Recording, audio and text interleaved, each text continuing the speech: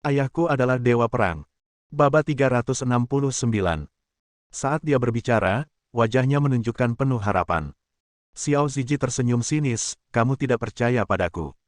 Penampilan itu cukup menakutkan, dan langsung membuat Baozu menggigil, dan dia dengan cepat menggelengkan kepalanya.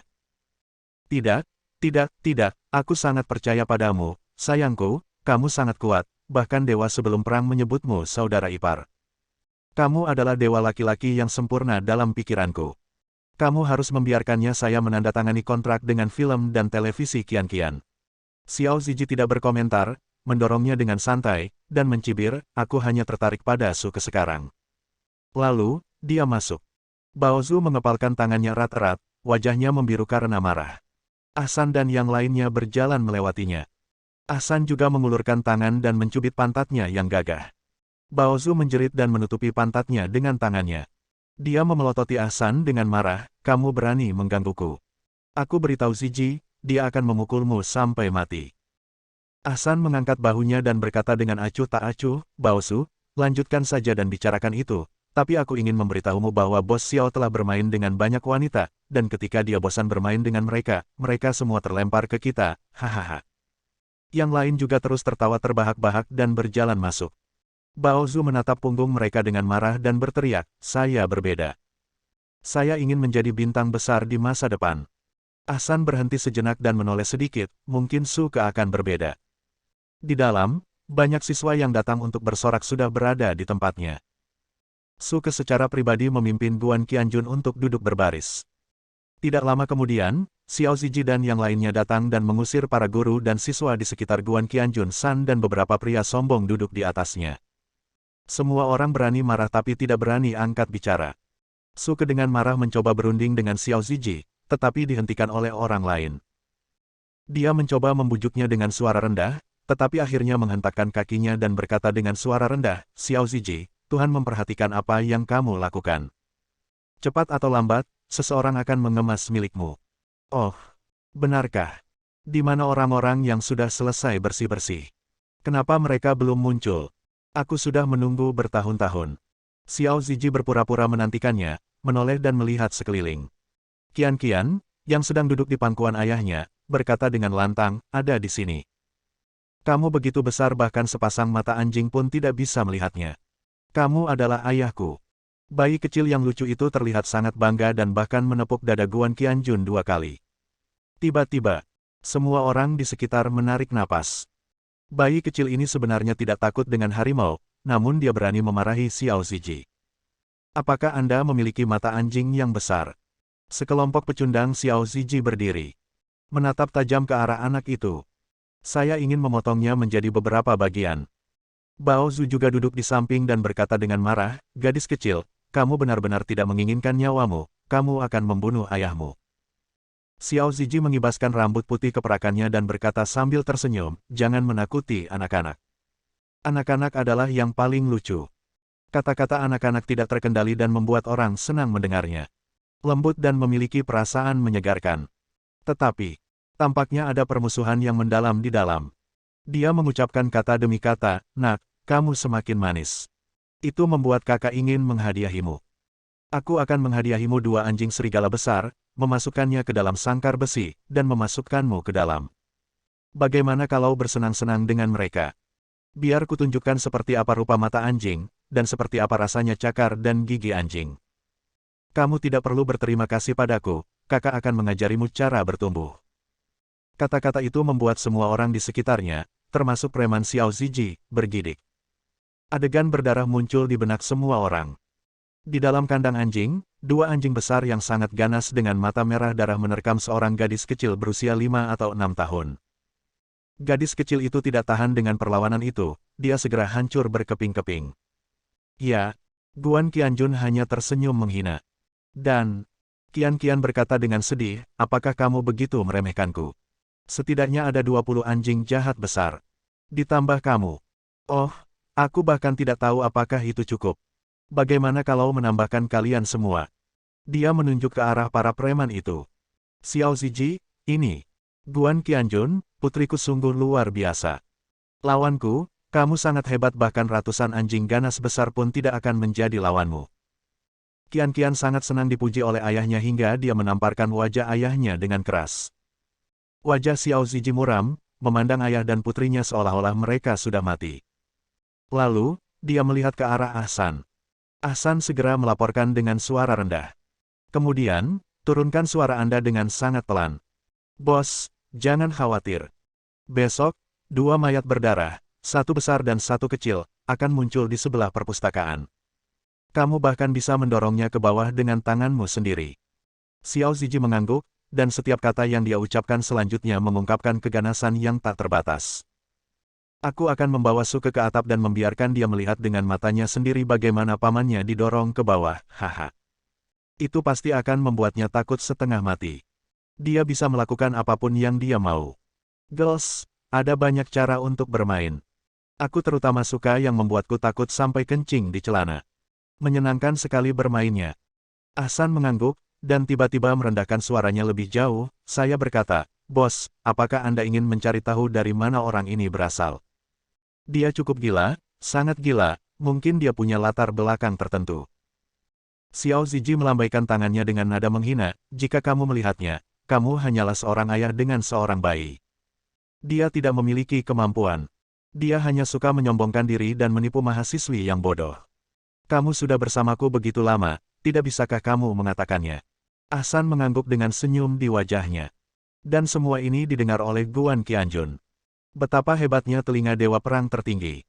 Dia tersenyum tipis. Di matanya, orang-orang ini tidak berbeda dengan semut. Konser dimulai. Suke memang sangat kuat, tidak hanya bisa bermain piano, dia juga bisa mengubah alat musik lain menjadi elf di tangannya.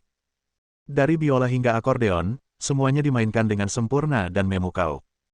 Saat memainkan beberapa alat musik ringan, dia bahkan menari dengan anggun, dan dengan beberapa desain adegan, dia tampak seperti peri yang melayang di awan dan kabut, lalu berubah menjadi peri yang terbang di hutan. Bahkan Guan Qianjun yang terbiasa melihat wanita tercantik di dunia pun menunjukkan kekagumannya. Xiao Ziji sedikit rumit. Dia melihat ke arah Suke, yang seperti peri di atas panggung, dan kemudian ke Guan Qianjun, yang sedang berkonsentrasi untuk mengagumi. Akhirnya, dia tidak bisa menahannya, dan sedikit menurunkan tubuhnya ke arah Lao Guan, suaranya terdengar aneh dan ganas. Kalian, bukankah kamu benar-benar berpikir pria sepertimu bisa berkencan dengan Suke? Jangan mengira dia menyukainya dan hanya menganggap dirimu sebagai paman. Kamu tahu, ada 2 tipe orang tua di dunia ini. Yang satu harus kaya dan berkuasa, dan itu disebut paman. Dia tidak punya uang, tidak punya kekuasaan, dan sepertinya dia terpuruk. Ini namanya orang tua yang jahat, hahaha. Guan Qianjun menoleh sedikit dan menatapnya dengan ringan, jadi, di matamu, siapa aku? Kamu sangat konyol. Xiao Ziji penuh dengan kebencian, saya sedang berbicara tentang tipe kedua, tidakkah Anda tahu? Saya jauh lebih baik dari Anda dalam segala aspek. Misalnya, saya bisa membuat Suke menjadi bintang film dan televisi Qian-Qian, yang akan berjalan lancar saat ini. Seni itu populer. Apakah kamu baik-baik saja? Bab 370. Guan Qianjun menggelengkan kepalanya, kamu tidak bisa melakukannya. Jangan katakan bahwa kamu tidak memenuhi syarat untuk membiarkan siapapun menjadi artis kontrak film dan televisi Qian-Qian. Orang seperti kamu yang berbicara omong kosong akan segera merasakan konsekuensi pahitnya. Jika kamu hanya ingin menyombongkan diri, lupakan saja, tetapi jika kamu merugikan siswa, kejahatanmu tidak bisa dimaafkan. Malam ini, kamu akan mati. Kalimat terakhir penuh momentum. Meski suaranya tidak keras, itu seperti palu berat yang mengenai organ dalam Xiao Ziji. Dia tiba-tiba merasakan ketakutan yang belum pernah terjadi sebelumnya. Namun segera, aura mendominasi yang telah dia kembangkan selama bertahun-tahun hilang. Dia menggelengkan kepalanya dan ekspresinya menjadi sangat suram, kamu tahu. Dasar idiot. Kamu dan putrimu lah yang akan mati malam ini. Awalnya, aku tidak ingin menjadi begitu kejam. Singkirkan semua putrimu. Siapa yang membuatmu begitu sombong? Keluarkan putri yang sombong. Jadi, kalian semua pantas mati. Jika kalian ingin menghindari kematian, jangan tinggalkan auditorium ini setelah konser. Kalau tidak, kamu dan putrimu. Mereka semua akan segera ditangkap. Tangkap mereka di lantai paling atas. Lemparkan mereka ke bawah dan jatuh hingga mati. Saat dia berbicara, dia mengepalkan tangannya erat-erat dan terlihat sangat bersemangat. Guan Qianjun mengerutkan kening. Setiap alis menunjukkan sedikit niat membunuh. Dia berkata dengan lembut, sepertinya kamu cepat mati. Ya, aku pantas mati, tapi apakah kamu tega membiarkanku mati? Xiao Ziji menatapnya dengan provokatif dan kejam, mengangkat satu jari dan menggoyangkannya dengan kuat. Tidak, kamu tidak melakukannya, idiot. Aku, Xiao Ziji, mewakili keluarga besar di kota Yunhai, dan aku memiliki hubungan dekat dengan keluarga Qi, yang paling populer di antara 7 keluarga besar. Qi Tianshan, Qi Kunlun. Mereka semua adalah saudaraku. Kekuatan ini bukanlah sesuatu yang bisa ditandingi oleh orang biasa sepertimu. Tidak, apalagi dilawan. Kamu bahkan tidak bisa memahaminya. Kamu hanyalah katak di dalam sumur, hahaha. Aku ingin kamu mati, dan kamu pasti akan mati. Sama seperti aku ingin tak seorang pun hidup jika aku ingin mereka mati sebelumnya. Mendengarkan kata-kata jahat dan keji ini, Qian hanya bisa tersipu malu. Memikirkan pengalaman tragis gadis itu sebelumnya, dia mencengkeram erat lengan ayahnya. Dia mengucapkan kata demi kata, ayah, orang ini harus dibunuh. Guan Qianjun mengangguk, yah, baik dia maupun antek utamanya tidak akan selamat malam ini. Qian berkata lagi, kakak perempuan itu harus diselamatkan. Guan Qianjun segera mengeluarkan pesan teks dan mengirimkannya ke ponselnya. Xiao Ziji tentu saja mendengar kata-kata ini. Dia juga berkata perlahan, malam ini, Anda akan melihat bagaimana saya menjadikan Suke sebagai artis kontrak film dan televisi Qian, dan betapa dia berterima kasih kepada saya, dan kemudian, saya akan memulainya malam ini. Lihat, beraninya kamu berkata, aku tidak bisa melakukannya. Maka sudah waktunya kamu dan putrimu mati. Sejujurnya, aku sangat penasaran, bagaimana kamu bisa mengatakan hal bodoh seperti itu, sebenarnya mengatakan bahwa aku tidak bisa membiarkan Suke menjadi artis kontrak film dan televisi Qian, haha. Guan Qianjun berkata dengan tenang, karena, saya adalah bos film dan televisi Qian. Ya. Qian mengangguk penuh semangat, sudah ku bilang, namaku Qian, dan film dan televisi Qian dinamai menurut namaku. Tiba-tiba, Xiao Ziji tertawa terbahak-bahak. Dia bahkan berdiri. Hahaha.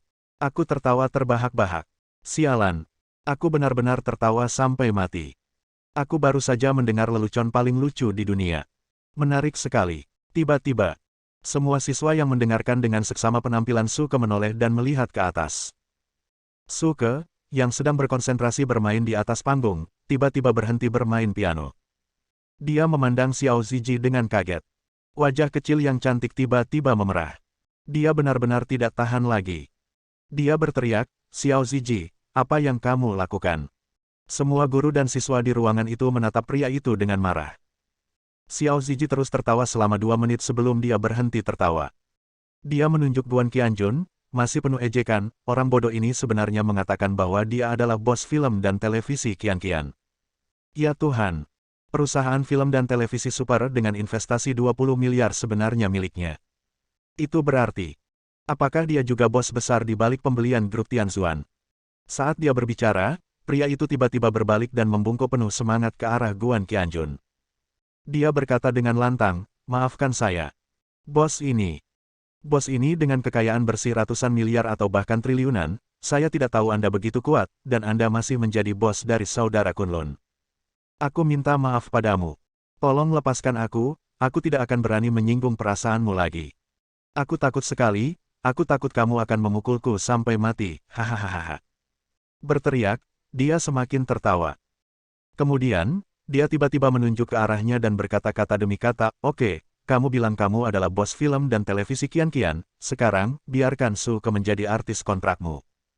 Jadilah artis kontrak film dan televisi Qian. Jika kamu bisa melakukannya, aku akan menerimanya. Aku akan berlutut padamu dan bersujud 10 kali untuk mengakui kesalahanmu. Bagaimana dengan itu? Guan Qianjun berkata dengan tenang, haruskah aku membiarkan Suke menjadi artis bertanda tangan?